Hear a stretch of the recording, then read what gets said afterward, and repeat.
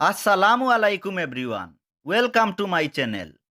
আজ আমি হাজির হয়েছি ইংরেজি সেন্টেন্স তৈরির গুরুত্বপূর্ণ 5টি স্ট্রাকচার নিয়ে, যেগুলোর ব্যবহার আপনাদের অবশ্যই জানা উচিত। এগুলোর ব্যবহার জানলে খুব সহজেই তৈরি করতে পারবেন শত শত ইংরেজি সেন্টেন্স, একদম সহজেই। ভিডিওটি সম্পূর্ণ দেখলে আপনিও সহজে শিখতে পারবেন এই স্ট্রাকচারগুলোর ব্যবহার এবং তৈরি করতে পারবেন শত শত ইংরেজি সেন্টেন্স একদম সহজেই। ইংরেজিতে অনর্গল কথা বলতে হলে এই স্ট্রাকচারগুলো জানা অত্যন্ত জরুরি। ভিডিওটি শুরু করার আগে আপনাদের কাছে আমার অনুরোধ, যারা আমার চ্যানেলটি এখনও সাবস্ক্রাইব করেননি তারা সাবস্ক্রাইব করুন এবং পাশে থাকা বেল আইকনে ক্লিক করে দিন এবং ভিডিওটিতে লাইক, কমেন্ট ও শেয়ার করুন। চলুন ভিডিওটি শুরু করি। প্রথমে আমরা যে স্ট্রাকচারটি নিয়ে আলোচনা করব সেটি হচ্ছে this is high time to plus ভার্বের present form. This is high time to plus ভার্বের প্রেজেন্ট ফর্ম। এবার প্রশ্ন হচ্ছে, এই স্ট্রাকচারটি ব্যবহার করে আমরা কোন ধরনের সেন্টেন্স তৈরি করতে পারবো? কোনো কিছু করার উপযুক্ত সময় বোঝাতে এই স্ট্রাকচারটি ব্যবহার হয়ে থাকে। আমি আবারও বলছি, কোনো কিছু করার উপযুক্ত সময় বোঝাতে এই স্ট্রাকচারটি ব্যবহার হয়ে থাকে। আসুন কয়েকটি উদাহরণের মাধ্যমে বিষয়টি ক্লিয়ার করি। প্রথম উদাহরণ হচ্ছে, this is high time to learn English. ইংরেজি শেখার এটাই উপযুক্ত সময়। This is high time to learn English. ইংরেজি শেখার এটাই উপযুক্ত সময়। আমি আগেই বলেছি, কোনো কিছু করার উপযুক্ত সময় বোঝাতে এই স্ট্রাকচারটি ব্যবহার হয়ে থাকে। This is high time to learn English. ইংরেজি শেখার এটাই উপযুক্ত সময়। 2 নাম্বার উদাহরণ হচ্ছে, this is high time to do the work. কাজটি করার এটাই উপযুক্ত সময়। This is high time to do the work. কাজটি করার এটাই উপযুক্ত সময়। আমি আগেই বলেছি, কোনো কিছু করার উপযুক্ত সময় বোঝাতে এই স্ট্রাকচারটি ব্যবহার হয়ে থাকে। This is high time to do the work. কাজটি করার এটাই উপযুক্ত সময়। 3 নাম্বার উদাহরণ হচ্ছে, this is high time to help him. তাকে সাহায্য করার এটাই উপযুক্ত সময়। This is high time to help him. তাকে সাহায্য করার এটাই উপযুক্ত সময়। আমি আগেই বলেছি, কোনো কিছু করার উপযুক্ত সময় বোঝাতে এই স্ট্রাকচারটি ব্যবহার হয়ে থাকে। This is high time to help him. তাকে সাহায্য করার এটাই উপযুক্ত সময়। 4 নাম্বার উদাহরণ হচ্ছে, this is high time to play football. Football খেলার এটাই উপযুক্ত সময়। This is high time to play football. Football খেলার এটাই উপযুক্ত সময়। আমি আগেই বলেছি, কোনো কিছু করার উপযুক্ত সময় বোঝাতে এই স্ট্রাকচারটি ব্যবহার হয়ে থাকে। This is high time to play football. Football খেলার এটাই উপযুক্ত সময়।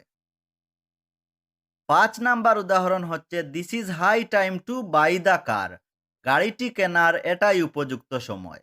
This is high time to buy the car. গাড়িটি কেনার এটাই উপযুক্ত সময়। আমি আগেই বলেছি, কোনো কিছু করার উপযুক্ত সময় বোঝাতে এই স্ট্রাকচারটি ব্যবহার হয়ে থাকে। This is high time to buy the car. গাড়িটি কেনার এটাই উপযুক্ত সময়। তো ডিয়ার স্টুডেন্ট, এভাবেই ভার্ব চেঞ্জ করে করে শত শত ইংরেজি সেন্টেন্স তৈরি করা যাবে এই স্ট্রাকচারটির সাহায্যে।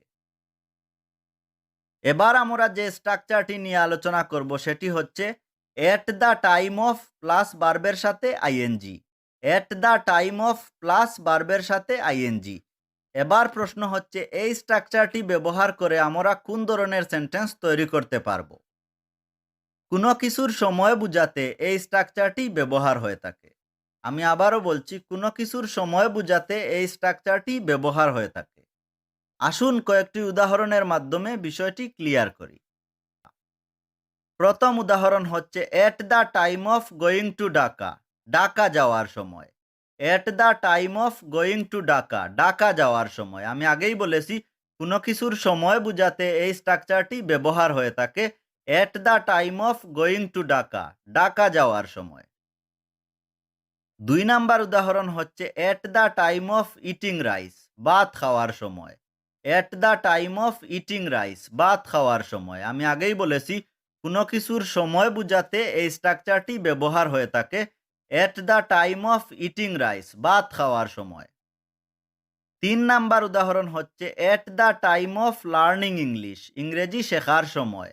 এট the time of learning English, ইংরেজি শেখার সময়। আমি আগেই বলেছি কোনো কিছুর সময় বোঝাতে এই স্ট্রাকচারটি ব্যবহার হয়ে থাকে।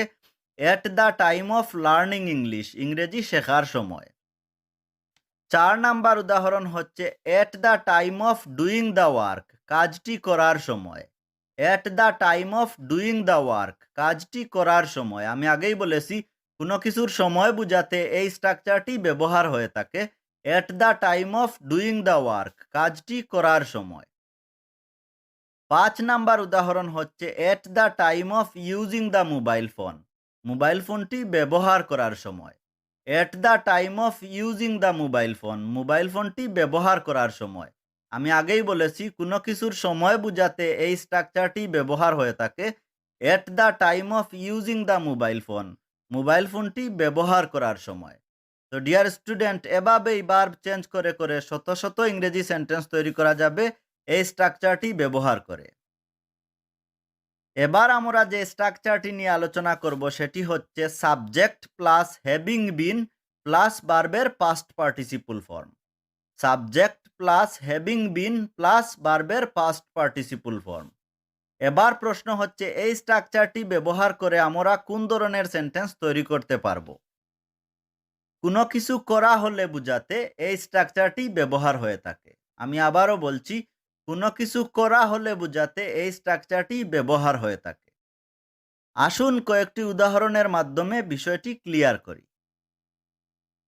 প্রথম উদাহরণ হচ্ছে দ্য ওয়ার্ক হ্যাভিং বিন ডান, কাজটি করা হলে। দ্য ওয়ার্ক হ্যাভিং বিন ডান, কাজটি করা হলে। আমি আগেই বলেছি কোনো কিছু করা হলে বোঝাতে এই স্ট্রাকচারটি ব্যবহার হয়ে থাকে। দ্য ওয়ার্ক হ্যাভিং বিন ডান, কাজটি করা হলে। 2 নাম্বার উদাহরণ হচ্ছে the book having been read, বইটি পড়া হলে।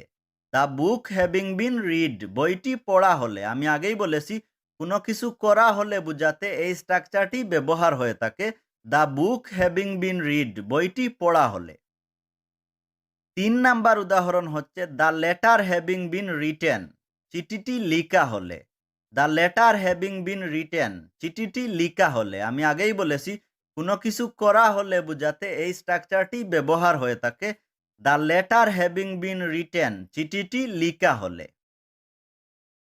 4 নাম্বার উদাহরণ হচ্ছে the computer having been used, কম্পিউটারটি ব্যবহার করা হলে। The computer having been used, কম্পিউটারটি ব্যবহার করা হলে। আমি আগেই বলেছি কোনো কিছু করা হলে বোঝাতে এই স্ট্রাকচারটি ব্যবহার হয়ে থাকে। The computer having been used, কম্পিউটারটি ব্যবহার হলে। তো ডিয়ার স্টুডেন্ট, এভাবেই ভার্ব চেঞ্জ করে করে শত শত ইংরেজি সেন্টেন্স তৈরি করা যাবে এই স্ট্রাকচারটি ব্যবহার করে। এবার আমরা যে স্ট্রাকচারটি নিয়ে আলোচনা করব সেটি হচ্ছে ফর প্লাস ভার্বের সাথে আইএনজি। ফর প্লাস ভার্বের সাথে আইএনজি। এবার প্রশ্ন হচ্ছে এই স্ট্রাকচারটি ব্যবহার করে আমরা কোন ধরনের সেন্টেন্স তৈরি করতে পারবো। কোনো কিছু করার জন্য বোঝাতে এই স্ট্রাকচারটি ব্যবহার হয়ে থাকে। আমি আবারও বলছি, কোনো কিছু করার জন্য বোঝাতে এই স্ট্রাকচারটি ব্যবহার হয়ে থাকে। আসুন কয়েকটি উদাহরণের মাধ্যমে বিষয়টি ক্লিয়ার করি।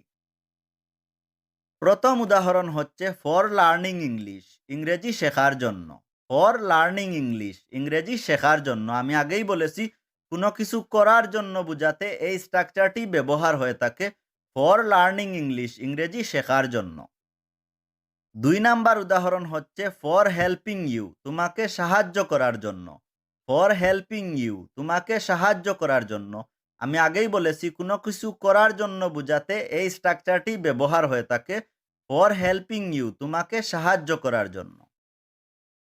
3 নাম্বার উদাহরণ হচ্ছে ফর ডুইং দ্য ওয়ার্ক, কাজটি করার জন্য। ফর ডুইং দ্য ওয়ার্ক, কাজটি করার জন্য। আমি আগেই বলেছি কোনো কিছু করার জন্য বোঝাতে এই স্ট্রাকচারটি ব্যবহার হয়ে থাকে। ফর ডুইং দ্য ওয়ার্ক, কাজটি করার জন্য। 4 নাম্বার উদাহরণ হচ্ছে ফর প্লেয়িং ফুটবল, ফুটবল খেলার জন্য। ফর প্লেয়িং ফুটবল, ফুটবল খেলার জন্য। আমি আগেই বলেছি কোনো কিছু করার জন্য বোঝাতে এই স্ট্রাকচারটি ব্যবহার হয়ে থাকে। ফর প্লেয়িং ফুটবল, ফুটবল খেলার জন্য। 5 নাম্বার উদাহরণ হচ্ছে ফর ইটিং রাইস, ভাত খাওয়ার জন্য। ফর ইটিং রাইস, ভাত খাওয়ার জন্য। আমি আগেই বলেছি কোনো কিছু করার জন্য বোঝাতে এই স্ট্রাকচারটি ব্যবহার হয়ে থাকে, ফর ইটিং রাইস, ভাত খাওয়ার জন্য। তো ডিয়ার স্টুডেন্ট, এভাবেই ভার্ব চেঞ্জ করে করে শত শত ইংরেজি সেন্টেন্স তৈরি করা যাবে এই স্ট্রাকচারটির সাহায্যে। এবার আমরা যে স্ট্রাকচারটি নিয়ে আলোচনা করব সেটি হচ্ছে it is bad to plus ভার্বের present form. It is bad to plus ভার্বের প্রেজেন্ট ফর্ম।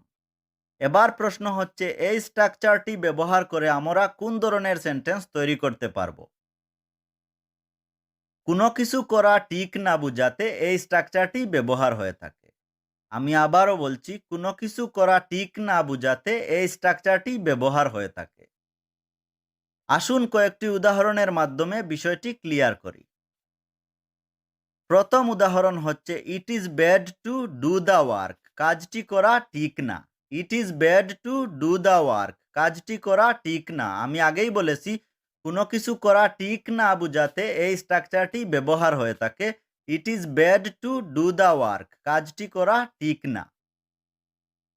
২ নাম্বার উদাহরণ হচ্ছে ইট ইজ ব্যাড টু ইট, এটা খাওয়া ঠিক না। ইট ইজ ব্যাড টু ইট, এটা খাওয়া ঠিক না। আমি আগেই বলেছি কোনো কিছু করা ঠিক না বোঝাতে এই স্ট্রাকচারটি ব্যবহার হয়ে থাকে। ইট ইজ ব্যাড টু ইট, এটা খাওয়া ঠিক না। ৩ নাম্বার উদাহরণ হচ্ছে it is bad to go to Dhaka, Dhaka যাওয়া ঠিক না। ইট is bad to go to Dhaka, Dhaka যাওয়া ঠিক না। আমি আগেই বলেছি কোনো কিছু করা ঠিক না বোঝাতে এই স্ট্রাকচারটি ব্যবহার হয়ে থাকে। ইট is bad to go to Dhaka, Dhaka যাওয়া ঠিক না। ৪ নাম্বার উদাহরণ হচ্ছে it is bad to use, এটা ব্যবহার করা ঠিক না। ইট ইজ ব্যাড টু ইউজ, এটা ব্যবহার করা ঠিক না। আমি আগেই বলেছি কোনো কিছু করা ঠিক না বোঝাতে এই স্ট্রাকচারটি ব্যবহার হয়ে থাকে। ইট ইজ ব্যাড টু ইউজ, এটা ব্যবহার করা ঠিক না। ৫ নাম্বার উদাহরণ হচ্ছে it is bad to cook, এটা রান্না করা ঠিক না। ইট ইজ ব্যাড টু কুক, এটা রান্না করা ঠিক না। আমি আগেই বলেছি কোনো কিছু করা ঠিক না বোঝাতে এই স্ট্রাকচারটি ব্যবহার হয়ে থাকে। ইট ইজ ব্যাড টু কুক, এটা রান্না করা ঠিক না। তো ডিয়ার স্টুডেন্ট, আশা করি আপনারা এই স্ট্রাকচারগুলোর ব্যবহার সম্পর্কে ভালোভাবে বুঝতে পেরেছেন। তারপরেও যদি কোনো সমস্যা বা কনফিউশন থেকে থাকে তাহলে কমেন্ট সেকশনে কমেন্ট করবেন, আমি আপনাদের রিপ্লাই দেওয়ার চেষ্টা করব। ভালো থাকবেন, সুস্থ থাকবেন, দেখা হবে পরবর্তী ভিডিওতে। আল্লাহ হাফিজ।